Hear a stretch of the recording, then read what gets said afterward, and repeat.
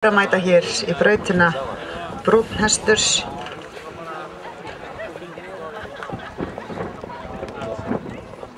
Krókus frá Dalbæ, Sigursteinn Sumarliðason og þá sá grái Púki frá Lækjarbotnum og Jóhann Kristinn Ragnarsson og Birna Tryggvadóttir Þorláksíus.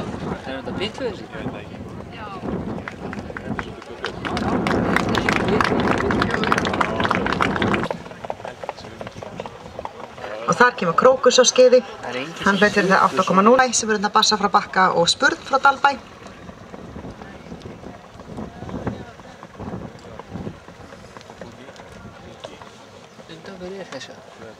Púki frá Lækjarbotnum og Jóhann Kristinn Ragnarsson koma hér.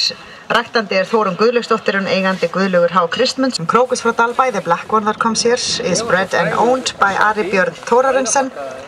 And the writer is Sigursteinn Sumarliðason. He is a son of Vilmundur frá Feti, the Orrison and Vigdís frá Feti.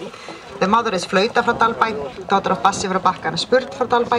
1 for riding ability with 8 for tölt, 7-5 trot. 1 is in the middle, that is. Was Púki, no, that was Hrói Flekkudal, sorry. And he had 8-5 for trot, 8-5 for tölt as well. And then the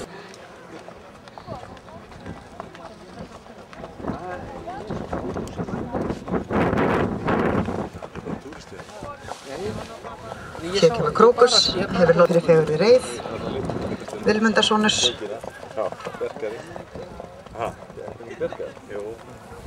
Undan honum Glymur frá Flekkudal og Glaðbeitt frá Flekkudal, Gáskadóttur.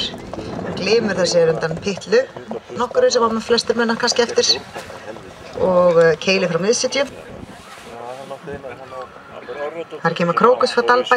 He has received 8.5 for spirit and general impression. No, 8 for general impression, sorry, and 8 for tölt. The son of Vilmundur frá Feti. The second one there, grey one, is Hrói frá Flekkudal. He has 8.5 for trot, 8.5 and 8.5 for general impression, with 8.15 for riding ability, 7.98 for conformation, and a total score of 8.08. And he's a son of Glymur from general impression, 8 for walk.